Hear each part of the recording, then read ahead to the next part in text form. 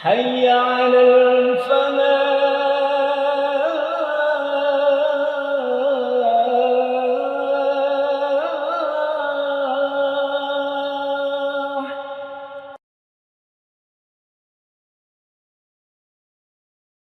Assalamualaikum warahmatullahi wabarakatuh.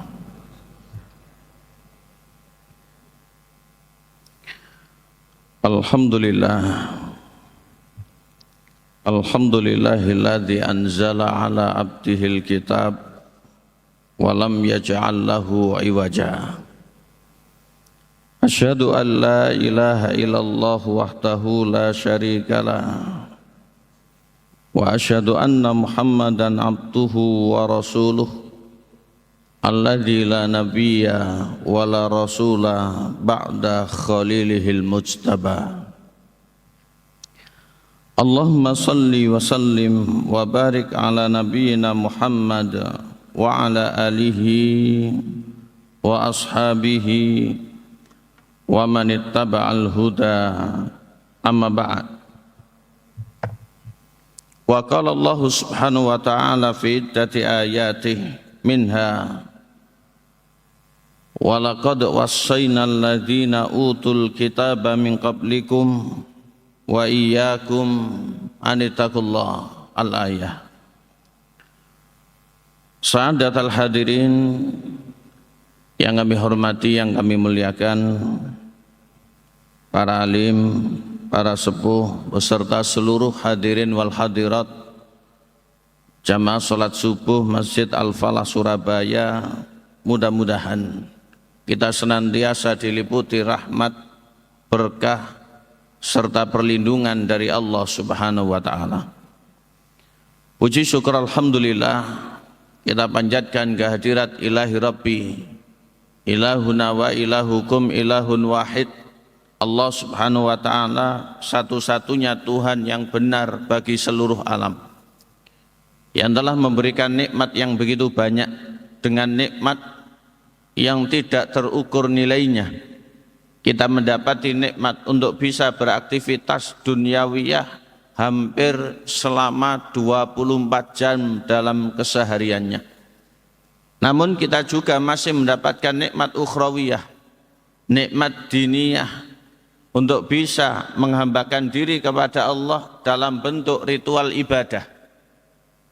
Dari 24 jam kita masih bisa sholat, kita masih bisa berpuasa, kita pun masih bisa bersedekah, dan kita juga masih bisa menjalankan aktivitas yang lain yang nilainya tidak kalah penting dengan duduk-duduk mengaji bermajelis seperti ini. Mudah-mudahan apa yang benar-benar kita aturkan kehadirat Allah dengan penuh ikhlas mendapatkan pelipat gandaan nilai yang sepantasnya di sisinya, dan apa yang saat ini kita kerjakan min a'mali syakirin, bagian dari amalnya ahli syukur yang kelak menjadikan kita biidznillah termasuk minal faizin, golongan orang-orang yang beruntung. Amin, Allahumma amin.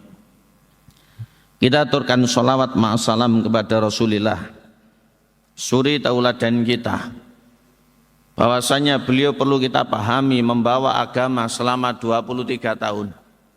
Waktu yang singkat namun dengan hasil yang nyata. Risalah yang dibawa oleh beliau yaitu ajaran langit, ajaran Islam yang penuh dengan maslahat, yang menjadi pembeda antara ajaran yang lain. Maka ajaran beliau adalah memahami siapa Tuhan semesta alam, dengan menyadari dengan sesadar-sadarnya siapa hamba itu, yaitu Tuhan yang harus disembah adalah Allah, hamba yang harus beribadah adalah kita, baik golongan manusia maupun jinnya. Maka beliau, Nabi kita yang mulia, bukan hanya memberikan himbauan sekaligus mengkampanyekan tentang ibadah kepada Allah, namun beliau juga memberikan tauladan. Maka itu tidak ada jalan terbaik kecuali kita mengikuti jalan beliau, sehingga tidak akan disebut orang itu soleh, tidak akan disebut orang itu benar, tidak akan disebut orang itu baik, bahkan tidak akan disebut orang itu bertakwa kecuali dengan mengamalkan, menjalankan dan meneladani Nabi kita yang mulia, baginda Rasulullah Muhammad sallallahu alaihi wasallam. Mudah-mudahan kita kelak diakui sebagai umatnya dengan meraih syafaat, sekaligus birahmatillah kita dimasukkan ke dalam surga nderekaken Kanjeng Nabi. Allahumma amin. Bapak Ibu yang kami hormati, melanjutkan rutinan kita majlisan di setiap Sabtu subuh, Sabtu yang ketiga, karya dari Imam Al-Qurtubi, yaitu kitab At-Tadhkirah bi Ahwalil Mauti wa Umuril Akhirah, yaitu seputar ensiklopedia hari kiamat, tentang kematian, alam kubur dan hari kiamat itu sendiri. Dan pada edisi 2 bulan yang lalu, karena ngapunten bulan kemarin saya izin, itu sudah kita pelajari huru haranya padang mahsyar dengan kondisi manusia yang sangat mengerikan, keadaan begitu mencengkam, tidak beralas kaki, tidak pula berkhitan, dan manusia tidak berpakaian. Ini akan dialami oleh siapapun. Kondisi ini harus kita persiapkan, semuanya serba sulit.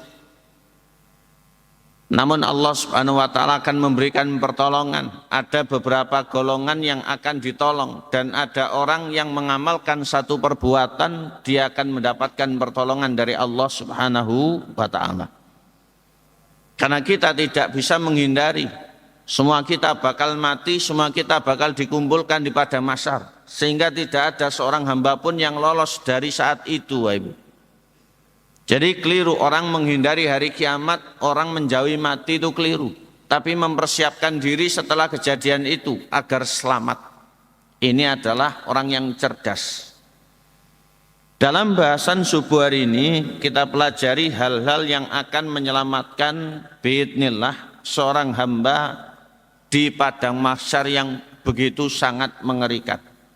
Yang lamanya 50.000 tahun, yang saat itu matahari didekatkan sehingga seakan-akan berada di atasnya ubun-ubun manusia. Maka kondisi orang-orang itu sesuai dengan amal tindakan atau amal perbuatannya. Ada orang yang keburukannya itu tipis sehingga keringatnya itu hanya sampai di mata kaki. Ada pula orang yang keburukannya banyak sampai keringatnya itu di lutut. Ada orang yang keburukannya banyak lagi sampai keringatnya itu setinggi pusar. Ada yang sampai yuljimuhul irku iljaman, karena keburukannya begitu banyak maka dia tenggelam oleh keringatnya sendiri. Dia tenggelam oleh keburukannya sendiri, dan ini disebutkan oleh Imam Muslim dalam hadisnya. Disebutkan Bapak Ibu yang berbahagia, dalam kitab Imam Al-Qurtubi menyampaikan sebuah hadis Nabi. Ternyata ini adalah cara paling jitu untuk mendapatkan keselamatan pada hari itu nanti. Pada hari kiamat umumnya serta wabil khusus di padang mahsyar, ada perbuatan yang di dunia ini bisa kita perbanyak, bisa semakin kita maksimalkan, yang nanti menjadi sebab pertolongan Allah Subhanahu wa ta'ala, sehingga kula njenengan saged selamat. Kata beliau, Abu Hurairah radhiyallahu an menyampaikan, dikutip oleh Imam Muslim dalam hadisnya, kata beliau, Nabi kita yang mulia baginda Rasulullah sallallahu alaihi wasallam bersabda, "Man nafasa an muslimin kurbatan min kurabid dunya, nafasallahu anhu kurbatan min kurabi yaumil qiyamah." Man nafasa, barang siapa yang menolong, barang siapa yang membantu, barang siapa yang mengulurkan tangan, an muslimin, dari saudaranya yang Islam. Di sini Nabi menghimbau kalau ada orang menolong orang Islam, kalau ada umatnya menolong saudaranya dari kalangan orang beriman. Min kurabid dunya, jadi kurbatan pertolongannya itu min kurabid dunya, untuk kesulitan dari kesulitan-kesulitan yang dihadapi di dunia. Kalau ada orang yang menolong membantu saudaranya untuk mengatasi kesulitan hidupnya di dunia, maka Nabi berjanji nafasallahu anhu, kelak Allah Subhanahu wa taala bakal menolong orang tersebut kurbatan dari kesulitan min kurabi yaumil qiyamah, kesulitan-kesulitan yang dihadapinya di hari kiamat. Ini janji dari baginda Nabi Shallallahu Alaihi Wasallam. Kesulitan di dunia itu banyak, tidak terhitung. Karena setiap orang niku ketika hidup pasti akan mengalami ujian, dan ujian itu semakin sering datang. Seiring tingkat iman, seiring tingkat ilmu dan wawasan, maka ujian bukan semakin ringan, tapi nyatanya yang menjadi fakta semakin berat. Dan ini memang betul-betul kita hadapi, Bapak Ibu. Ujian secara pribadi, ujian secara keluarga, bahkan umat Islam pun saat ini diuji. Kita hidup di zaman akhir, namun belum akhir dari zaman itu sendiri. Ujian yang paling berat umat ini tidak bernyali sekaligus tidak berwibawa di hadapan yang lainnya, sehingga gampang dan mudah terombang ambing, gampang dan mudah dikuasai oleh yang lain. Ini adalah umat saat ini. Maka kita mohon kepada Allah Subhanahu wa taala untuk diberikan kemudahan kembali kepada Islam, kembali kepada kitab suci, kembali kita kepada hadis dan sunnah Rasulullah, agar kita mendapatkan kekuatan serta izzah kemuliaan. Karena tidak ada seorang pun yang ingin mulia, ingin mendapatkan pertolongan Allah, kecuali ya kembali kepada agama Allah Subhanahu wa ta'ala. Mustahil seorang hamba itu mendapatkan kemuliaan dan pertolongan dari Allah kalau dia tidak kembali kepada agama Allah. Nabi menjanjikan ketika ada orang yang menolong saudaranya, yaitu saudaranya yang Islam, kesulitan hidupnya di dunia, niscaya Allah akan menolong baginya kesulitannya dari kesulitan yang dihadapinya di hari kiamat. Disampaikan lagi, dikutip dari Ibnu Mas'ud radhiyallahu an, disampaikan dalam hadis riwayat Imam Muslim pula. Kata Ibnu Mas'ud radhiyallahu an, baginda Rasulullah sallallahu alaihi wasallam bersabda, seseorang sebelum kalian telah dihisab. Jadi sebelum umatnya Nabi Muhammad itu ada yang dihisab dulu. Tidak didapati sedikit pun kebaikan padanya, kecuali dia selalu berbaur kepada manusia dan ringan tangan membantu yang lain. Jadi kebaikannya itu tidak ada sama sekali, kecuali punya nilai plus niki. Dia hidup bermasyarakat dengan baik sesuai dengan ajaran agama, dia gampang, ringan tangan, sering bantu orang lain. Dua ini kelebihannya, yang lain tidak ada sama sekali. Maka sabda Nabi, ia pun menyuruh anak-anaknya untuk selalu meringankan beban orang lain, yaitu kesulitannya. Dan sebelum meninggal dunia, orang ini berwasiat dengan memberikan ajaran agar diteruskan oleh putra-putrinya, bantu orang lain dari kesulitannya nak, sampai meninggal ini kemudian diamalkan. Maka Nabi SAW bersabda, Allah Subhanahu wa ta'ala kemudian berkata, yaitu berfirman, aku lebih berhak untuk melakukan hal itu daripada dirimu, maka ringankanlah hambaku ini. Sehingga yang bersangkutan tadi dimudahkan urusannya dari kiamat, diberikan pertolongan oleh Allah Subhanahu wa ta'ala dari huru hara dan hiruk pikuk yang dihadapi olehnya. Di antaranya dihisab dengan mudah, diperhitungkan dengan gampang, dan di depan itu jalannya semakin cerah melenggang untuk kelak mendapatkan kebahagiaan masuk ke dalam surga.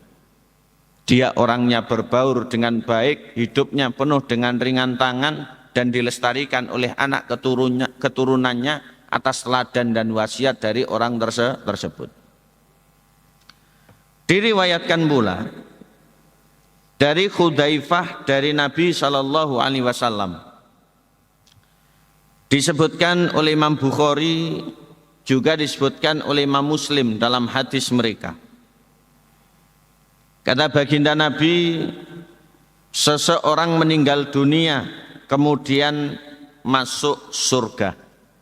Jadi kelak ada orang yang masuk surga. Dikatakan kepadanya, apa yang telah kau kerjakan? Jadi malaikat itu bertanya, wahai si A, apa yang kamu kerjakan? Kemudian orang itu menjawab, aku membaiat manusia. Artinya aku berkomitmen untuk mengajarkan kepada manusia. Aku selalu memperhatikan orang-orang yang kesulitan sehingga aku memberikan sejumlah uang atau bantuan kepada mereka. Malaikat, saya tidak punya kebaikan kecuali saya ini berusaha untuk membantu saudara saya. Lalu dia diampuni. Kemudian kata Abu Mas'ud Al-Ansari, sahabat Nabi, dan aku mendengar ini dari Nabi Shallallahu Alaihi Wasallam. Ini Nabi memberikan himbauan kepada sahabat, kata Hudzaifah, disampaikan oleh sahabat Nabi yang lain, aku yang mendengar ini dari Nabi Shallallahu Alaihi Wasallam, bahwasanya nanti akan ada orang yang orang itu ditanya, sudah melakukan perbuatan apa? Dia susah mencari jawaban. Yang terpikirkan karena menjadi kebiasaannya di dunia, dia sering membantu saudaranya. Sehingga dengan bantuan itu akhirnya meringankan beban dan kesulitan yang dihadapi oleh saudaranya di dunia. Maka diperintahkan orang tersebut untuk masuk ke dalam surga. Selanjutnya, ada lagi hadis dari Nabi disampaikan di kitab.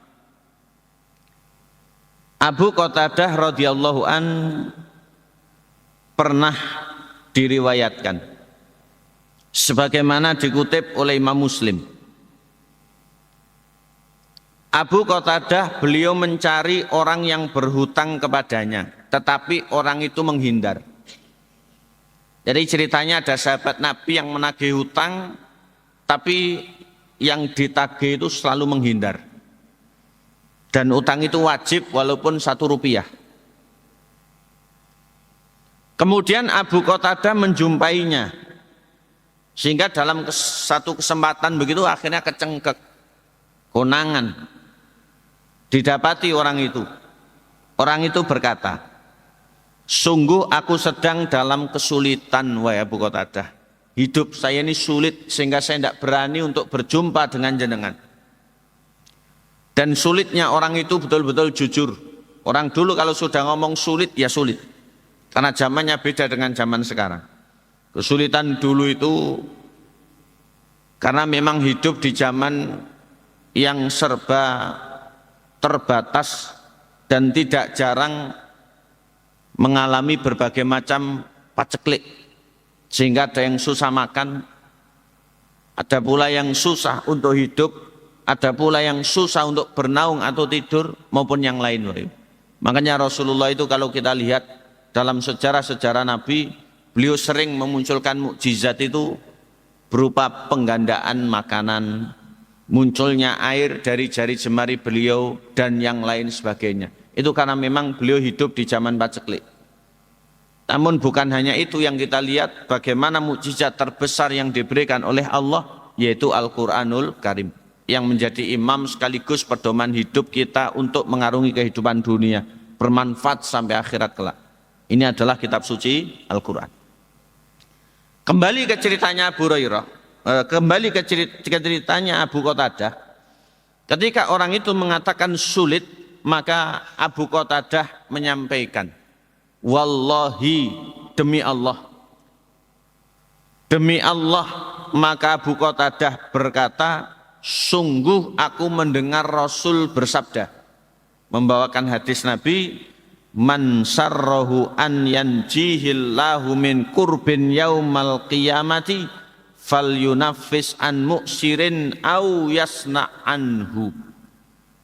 Dalam hadis yang lain disebut au yadha anhu. Artinya barang siapa yang benar-benar ingin diberikan keselamatan oleh Allah di hari-hari yang sulit pada hari kiamat, maka hendaklah dia memberikan keluasan bagi orang yang sedang susah atau membebaskan tanggungannya. Yang dimaksud orang yang sedang susah, orang yang sedang menanggung utang. Dan yang disebut membebaskannya, kalau memang dia berkenan untuk menganggapnya lunas. Ini termasuk kebaikan, termasuk sedekah, bahkan termasuk upaya menyelamatkan diri di hari kiamat, diantaranya di padang mahsyar. Bapak Ibu yang kami hormati, terkait dengan amal yang satu ini membantu orang lain, sebagaimana 2 bulan yang lalu kita pelajari satu hadis yang disampaikan oleh Abu Hurairah, banyak ulama meriwayatkan termasuk Imam Muslim. Termasuk ada dalam hadisnya Imam Bukhari tentang sab'atun yudhilluhumullahu ta'ala fi dhillihi yauma la dhilla illa dhilluh. Ada 7 model manusia yang mendapatkan naungan Allah di padang mahsyar di saat tidak ada naungan kecuali naungan Allah. Dan ini hari yang sulit. Disebutkan yang pertama pemimpin yang adil dan bijak. Yang kedua pemuda yang hidup dalam masa mudanya untuk ibadah. Yang ketiga orang yang hatinya gantung dengan masjid. Maksudnya punya perhatian yang serius terkait seluruh aspek masjid. Yang keempat orang yang punya persahabatan dengan saudaranya, berjumpa berpisah betul-betul karena Allah, bukan tendensi apapun. Yang kelima orang yang menjaga kehormatan dan kesuciannya, sehingga kalau diajak berbuat yang tidak oleh lawan jenisnya, berani menolak dengan berlindung kepada Allah. Yang keenam warajulun tasaddaqa bisadaqatin fa akhfaha hatta la ta'lama shimaluhu ma tunfiqu yaminuh. Orang yang saking rahasia dan misteriusnya berusaha untuk menyembunyikan sedekahnya sampai tangan kiri tidak tahu apa yang diperbuat oleh tangan kanannya. Dan ditutup yang ketujuh, orang yang saking takutnya kepada Allah di saat sepi, di saat sendiri, di saat sunyi meleleh kedua air matanya karena takut akan kebesaran dan kekuasaan Allah Subhanahu wa ta'ala. Kita bicarakan yang keenam, yaitu mereka yang bersedekah. Ada sedekah yang terang-terangan, ada pula sedekah yang misterius, dan ini sama-sama baik. Tapi sedekah secara rahasia ini punya nilai lebih. Maka itu ketika dibutuhkan rahasia karena kita pengen dan selalu ingin terus berupaya memperbaiki niat, mari kita lakukan. Namun kalau itu bentuk dalam rangka ingin memberikan contoh dan ingin menularkan kepada yang lain, juga mari kita lakukan dengan terang-terangan Bapak Ibu. Dan sambil kita jaga niat baik kita, tulus kita, ikhlas kita karena Allah, tidak ada tendensi apapun. Maka kembali disebutkan yang keenam tadi, orang yang saking rahasianya ketika bersedekah sampai tangan kiri tidak tahu apa yang diperbuat oleh tangan kanan. Ini senada dengan satu ayat Al-Quran yang Allah Subhanahu wa ta'ala berfirman di surat Al-Baqarah. Kita simak sareng-sareng. Ada satu ayat yang disebutkan di surat Al-Baqarah.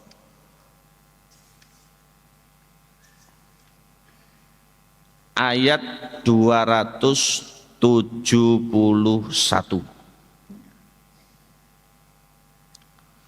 A'udzu billahi minasyaitonir rajim. Allah berfirman, "In tubdus shadaqati fa ni'mahi." Apabila kalian menampakkan sedekah, maka itu baik. Yang penting orang itu bersedekah. Karena menampakkan itu juga ada maksud tertentu dan sama sekali bukan tendensi yang lain. Semata-mata juga karena Allah. Sehingga ada pengorban ditulis itu tidak apa-apa. Donatur masjid ditulis itu ya boleh. Nyumbang masjid di atas namakan itu ya boleh. Ya. Di antaranya juga untuk menghindari fitnah agar semakin amanah ada hitam di atas putih. Itu ya malah bagus. Walaupun hamba Allah itu juga tidak salah. Selanjutnya, wa in tukhfuha wa tu'tuhal fuqara fa huwa khairul lakum. Namun bila kalian sembunyikan, kalian lakukan dengan betul-betul tersembunyi, yaitu secara misterius, dan kalian berikan kepada para fakir, niscaya ini lebih baik bagi kalian. Wa yukaffir ankum min sayyi'atikum, dan itu akan menjadi pelebur dosa-dosa kalian. Wallahu bima ta'maluna khabir. Allah Maha mengetahui apa yang kalian kerjakan. Kita tidak perlu ragu, kita tidak perlu khawatir, walaupun tidak ditulis, walaupun tidak ada yang tahu, pahala itu tidak akan kemana. Kadang orang, kok nggak ditulis, banyak yang ngeruh dan seterusnya. Tidak. Ya. Yang seperti itu tidak.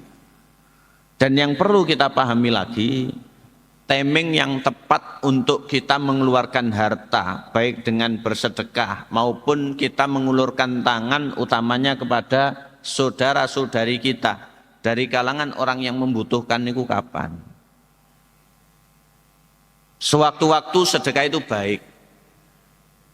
Kapanpun sedekah itu sah. Terlebih ini adalah amaliyah yang sifatnya material. Namun ada waktu yang tepat yang ini kita harus berupaya paling tidak kita punya 1, 2 dan lebih banyak lagi, itu jauh lebih baik. Disampaikan oleh Abu Hurairah, dulu ada kisah. Disebutkan dalam kitab Riyadhus Shalihin sebagaimana Imam Nawawi menyadur hadis riwayat Imam Bukhari Muslim. Abu Hurairah berkata, ja'a rajulun ila Nabi sallallahu alaihi wasallam faqala. Satu ketika ada orang yang datang kepada Nabi, kemudian orang itu matur. Kata orang itu, ya Rasulullah, ayyus shadaqati a'dhamu ajron. Rasul, sedekah yang bagaimana yang pahala atau nilainya itu paling besar. Sedekah semuanya baik, tapi dalam hal ini yang paling utama dengan nilai pahala yang paling besar. Rasul menjawab, karena beliau adalah alimul ummah, sealim-alimnya umat mendapatkan sanad dari Allah berupa transmisi dari langit. Ilmu itu tidak ada yang menandingi ilmunya Nabi. Karena Allah yang maha alim, yang maha mengetahui, yang memberikan ilmu. Baru kemudian diikuti para sahabatnya sampai dengan umatnya. Rasul menjawab, anta saddaqa wa anta sahihun syahihun taksal faqra wa ta'mulul ghina. Ada 4 keadaan yang sedekah itu nilainya besar, pahalanya itu luar biasa. Yang pertama, sedekah yang kau lakukan di saat engkau masih sehat. Orang kalau sudah sakit-sakitan tidak mau sedekah nih, nggih nemen nggih. Jadi waktu sehat ini mari kita upayakan diantaranya untuk kita mengawali dan agar semakin gemar bersedekah. Yang kedua, dalam keadaan sangat pelit, sehat pelit. Karena ada kondisi tertentu kita itu meditnya itu lain daripada di kesempatan yang lain. Itu kita sedekahi. Kemudian yang ketiga, khawatir melarat, sedang dihantui atau dibayang-bayangi kemelaratan. Jadi orang dalam keadaan seperti itu dia mengeluarkan harta, ini nilainya besar sekali. Sebagaimana yang sudah berlalu-lalu, ada yang namanya apa nih kok? PPKM, ada yang namanya apa itu dan seterusnya. Pemasukan tidak ada, ya. Kemudian omset sedang menurun dan yang lain sebagainya. Kok malah orang itu bersedekah atau membantu atau mengeluarkan hartanya, ini besar sekali nilainya. Yang keempat, dalam keadaan engkau berharap kaya, masih sehat saat pelit, khawatir melarat, ngarep pengen untuk menjadi kaya. 4 keadaan ini dilakukan sedekah itu nilainya besar. Dan Nabi SAW memberikan pesan, dan pesan ini sangat menyentuh. Wala tumhil hatta idza balagatil hulkum.